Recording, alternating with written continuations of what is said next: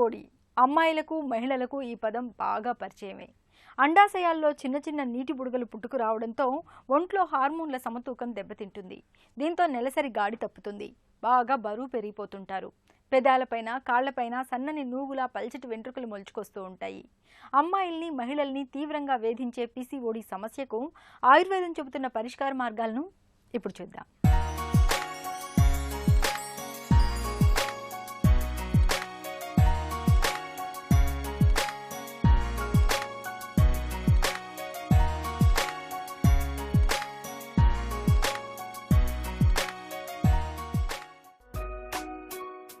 అండాశయాల్లో నీటి బుడగల గురించి తెలుసుకునే ముందు అసలవెలా ఏర్పడతాయో చూద్దాం. ఇక్కడ కనిపిస్తున్నది గర్భాశయం, అండవాహికలు, అండాశయాలతో కూడిన స్త్రీ ప్రత్యుత్పత్తి వ్యవస్థ. సంతానోత్పత్తికి అనుకూలంగా స్త్రీ శరీరంలో ప్రతి నెల అండం విడుదలయ్యేందుకు వీలుగా అండాశయంలో అవసరమైన మార్పులు జరుగుతుంటాయి. దీనిలో భాగంగా అండాశయంలో ప్రతి నెల ఫాలికల్స్ తయారవుతాయి. వీటిలో ఒకే ఫాలికల్ పెరిగి పెద్దదై అండాన్ని విడుదల చేస్తుంది. హార్మోన్ల మధ్య సమతూకం దెబ్బతినడం వల్ల ఈ ఫాలికల్స్ అండంగా ఎదగడానికి బదులుగా చిన్న చిన్న నీటి బుడగల్లా మారిపోతాయి. వీటినే పాలిసిస్టిక్ ఓవరీస్ అని పిలుస్తారు. ఇవాళ టీనేజీ అమ్మాయిలు మొదలుకుని 40 ఏళ్ల మహిళల వరకు చాలామందికి అండాశయాల్లో నీటి బుడగలనేవి ఒక పెద్ద సమస్యగా పరిణమిస్తున్నాయి.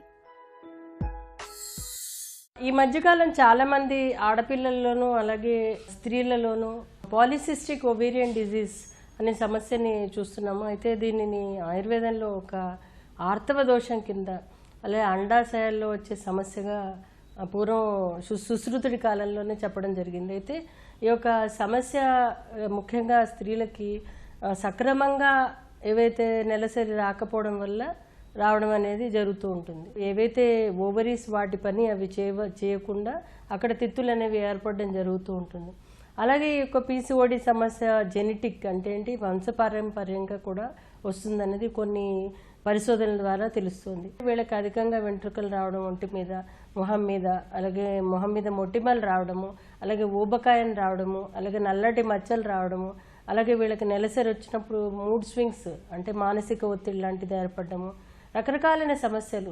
కొంతమంది స్త్రీలకి 35-40 ఏళ్ళు వచ్చినప్పుడు వాళ్ళకి కొలెస్ట్రాల్ సమస్యలు, ట్రైగ్లిసరైడ్స్ పెరగడం లాంటిది కూడా చూస్తున్నాము. ఆయుర్వేదంలో ఈ యొక్క ఆర్తవ దోషాల్లో ముఖ్యంగా నెలసరి సక్రమంగా రానప్పుడు ఇలాంటి లక్షణాలు ఉన్నప్పుడు కొన్ని ఆహార నియమాలు లాంటివి చెప్పడం జరిగింది.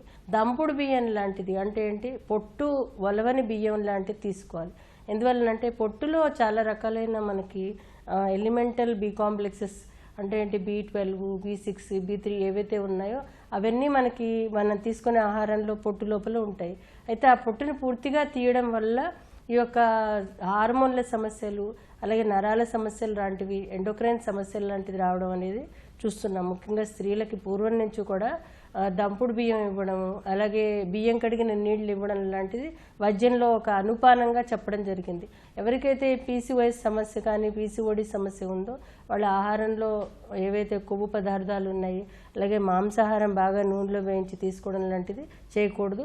అదేవిధంగా వీళ్ళకి మైదా లాంటి పదార్థాలు, అలాగే ఏదైతే కొవ్వును పెంచే బయట దొరికే పదార్థాలు ఏవైతే ఉంటాయంటే పిజ్జాస్, బర్గర్స్, కూల్ డ్రింక్స్ ఏవైతే కొవ్వును పెంచే ఉంటాయో అంటే అడిపోస్ టిష్యూ కానీ కొలెస్ట్రాల్ పెంచే ఉంటాయో అవి చాలా మితంగా తీసుకుని పథ్యంగా భోజనం చేస్తే కనుక వీళ్ళు బరువు తగ్గడంతో పాటు హార్మోన్లు సక్రమంగా విడుదలయ్యి నెలసరి సక్రమంగా వచ్చినప్పుడు వీళ్ళకి యొక్క పీసీఓడి సమస్య తగ్గడానికి అవకాశం ఉంటుంది. ఇక్కడ చూడండి, అండాశయాల్లో చిన్న చిన్న బుగ్గలు నెక్లెస్ ఆకారంలో ఎలా కనిపిస్తున్నాయో. అండాశయాల్లో ఇలా నీటి బుడగలు ఏర్పడడం వల్ల నెలసరి గాడి తప్పుతుంది. నెలల తరబడి రాకపోవడం, అధిక ఋతుస్రావం లేదంటే అసలే కాకపోవడం వంటి సమస్యలు కనిపిస్తాయి. నెలసరులు సరిగా రాకపోవడం వల్ల గర్భం ధరించడం కష్టసాధ్యంగా మారుతుంది. ఇక బరువు కూడా సమస్యగా మారుతుంది. అండాశయాల్లో నీటి బుగ్గలు ఉన్నవారిలో చాలామంది క్రమంగా బరువు పెరిగిపోతారు. శరీరంపై అవాంఛిత రోమాలు మొలుచుకొస్తాయి. మెడభాగం నల్లగా మారుతుంటుంది. పీసీఓడితో వచ్చే ఈ సమస్యలకు ఆయుర్వేదం తనవైన చక్కటి పరిష్కారాలను చెబుతుంది. పీసీఓడి సమస్య వచ్చినప్పుడు చాలామందికి ఇవాళ రేపు ఏంటంటే మానసిక ఒత్తిడి కూడా కారణమవుతుంది. రోజు ఒక అరగంట సేపు వాకింగ్ చేయడం కానీ లేకపోతే యోగా చేయడం కానీ ఏదైనా వ్యాయామాలు చేయడం ద్వారా ఏమవుతుందంటే ఈ హార్మోన్స్ బాడీలో సక్రమంగా ప్రసరించి వాళ్ళు నెలసరి సక్రమంగా రావడం జరుగుతూ ఉంటుంది. అలాగే కొన్ని రకాలైన యోగాసనాలు చేయడం ద్వారా కూడా ఈ యొక్క హార్మోన్స్ కరెక్ట్గా రిలీజ్ అయ్యి కరెక్ట్గా నెలసరి. అన్నిటికంటే చాలా సులభమైనది సూర్య నమస్కారాలు. ఈ 12 ఆసనాలు చేస్తే సరిపోతుంది.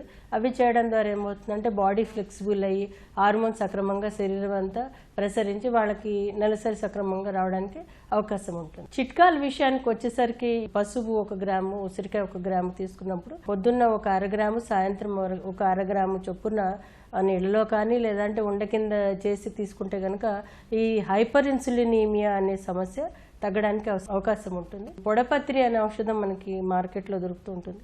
అలాగే నేలవేము దొరుకుతూ ఉంటుంది. అలాగే వేప దొరుకుతూ ఉంటుంది. వీటిని మూడింటిని సమానంగా తీసుకుని పొద్దున్న 1/2 గ్రాము, సాయంత్రం చొప్పున తేనెలో కానీ నీళ్ళలో కానీ కలిపి కొంచెం చేదుగా ఉంటుంది అయినా కానీ తీసుకుంటే కనుక ఈ యొక్క హైపర్ ఇన్సులినీమియా అనే సమస్య తగ్గడానికి అవకాశం ఉంటుంది. అలాగే వీళ్ళకి ఈ యొక్క ఇన్సులిన్ మెకానిజం ఏదైతే ఉందో అది కంట్రోల్ అయినప్పుడు ఏమవుతుందంటే ఈ యొక్క టెస్టోస్టెరాన్ హార్మోన్ కానీ ఎడిపోస్ టిష్యూ కానీ ఇతరత్ర సహాయపడుతూ ఉంటాయి. అలాగే మనకి ఖదీరా, అశోక లాంటివి కూడా దొరుకుతుంటాయి. అవి కూడా తీసుకోవచ్చు. మనం రోజు ఒక 1/2 చెంచాడు అశోక అది చూడడం దొరుకుతుంది మార్కెట్లో. దాన్ని పొద్దున్న ఒక 1/2 చెంచాడు, సాయంత్రం వరకు 1/2 చెంచాడు నీళ్ళలో కషాయం కింద కాచి తీసుకుంటే కూడా చాలా చక్కగా పనిచేస్తుంది. అశోక అరిష్ట, ఖదీరా అరిష్ట, అలాగే లోధ్రాసం, ప్రదరాంతక వటి, ప్రదరాద్రాస్, అలాగే వీళ్ళకి నెలసరి రావడానికి రజప్రవర్తిని బట్టి రకరకాలైన ఔషధాలు వాళ్ళ యొక్క ఆ పరిస్థితిని బట్టి సుమారు 3 నుంచి 6 నెలలు ఒక్కసారి ఆ సమస్య తగ్గే వరకు. ఎందుకంటే ఒక్కొక్కసారి కొత్తగా పెళ్ళైన వాళ్ళకి గర్భం ధరించకపోవడం అనేది కూడా జరుగుతూ ఉంటుంది. అంటే ఎప్పుడైతే మనకి అండం విడుదల కాదో అప్పుడు పిల్లలు పుట్టకపోవడం అనేది జరుగుతూ ఉంటుంది. కాబట్టి వాళ్ళు కొన్ని రకాలైన ఘృతాలు లాంటిది కూడా ఇవ్వాల్సిన అవసరం ఉంటుంది అలాంటి వాళ్ళకి. అవి ఇవ్వడం ద్వారా ఏమవుతుందంటే మందులు శుద్ధి చేసి నెయ్యితో తయారు చేసినప్పుడు ఇచ్చినప్పుడు వాళ్ళకి ఆ అండం సక్రమంగా విడుదలై గర్భం ధరించడానికి అవకాశం ఉంటుంది. అండాశయాల్లో నీటి బుడగలతో బాధపడుతున్నప్పుడు నాగకేసరాల చూర్ణం, పుష్యానురాగ చూర్ణాలను తేనెతో కలిపి నిత్యం తీసుకుంటే మంచి ఫలితం ఉంటుంది. అలాగే కాంచనార గుగ్గులు మాత్రలు పూటకు 2 చొప్పున 3 ముక్కలు భోజనం తర్వాత అల్లారసం తేనెతో గాని, పాత బెల్లంతో గాని లేదా నువ్వులను బెల్లంతో పాటు తీసుకుంటే నెలసరి సక్రమంగా వస్తుంది. సంతానలేమితో బాధపడుతున్నప్పుడు అండం విడుదల కోసం వాడే మందుల్ని 6 నెలలకు మించి వాడకూడదు. ఎత్తుకు తగ్గ బరువుండేలా ఆహారంలోనూ వ్యాయామంలోనూ తగిన జాగ్రత్తలు తీసుకోవాలి. ఒత్తిడి, ఆందోళనలను తట్టుకునేందుకు యోగా, ధ్యానం వంటి పద్ధతుల్ని ఒక అలవాటుగా మార్చుకోవాలి. పీసీఓడీ సమస్య మరీ తీవ్రంగా ఉన్నప్పుడు డాక్టర్ని సంప్రదించి తగిన చికిత్స తీసుకోవాలి.